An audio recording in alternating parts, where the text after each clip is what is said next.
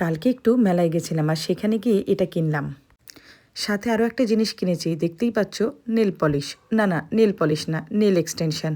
এখন তো এগুলো প্লাস্টিকেরই পাওয়া যায় এবং এটা কিন্তু টেম্পোরারি পাওয়া যায়, যেটা কিনা আমরা পার্লারে গিয়ে নেল এক্সটেনশন করি সেরকম কিন্তু নয়। সাথে এই বোতলটাও কিনলাম। এই বোতলটা আমার খুব ভালো লেগেছিল, এর আগের দিন একটা কিনেছিলাম, কালকে আবার কিনেছি একটা। মজার বিষয় হলো এই যে নেল এক্সটেনশনটা কিনেছি সেটা দেখে ভাবলাম হয়তো আমার এটা পরলে খুব ভালো লাগবে। আর এত রাতে আমি আমার নিজেকে মুখটা দেখাতে চাই না, কারণ আমাকে দেখে তোমরা ভয় পেয়ে যাবে আমার যে অবস্থা। তাই সবাই নেল এক্সটেনশনের দিকেই নজর দাও। সাথে দিয়েছিল এরকম একটা আঠা, মানে যেটা দিয়ে আমাকে নেল এক্সটেনশনটা লাগাতে হবে।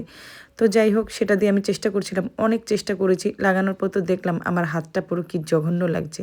কেন মানুষ টাকা দিয়ে ভালো জায়গা থেকে করে, এবার বুঝতে পারলাম। এটার দাম নিয়েছে 50 টাকা। 50 টাকার জিনিস কি হাতে মানায়? দেখো কেমন খ্যাতের মতো লাগছে দেখতে।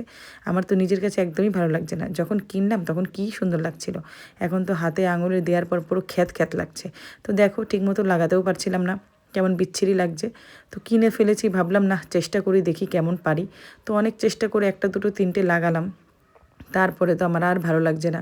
ভাবলাম যে কি করি এবার, এটা একদম ব্যাড রিভিউ। তো আমি বলবো কেউ কিন্তু মেলায় গিয়ে এসব জিনিস কিনবে না, কারণ এইসব জিনিস কিন্তু ওই দেখতেই সুন্দর, হাতে পরলে দেখো পুরো খ্যাতের মতো লাগবে।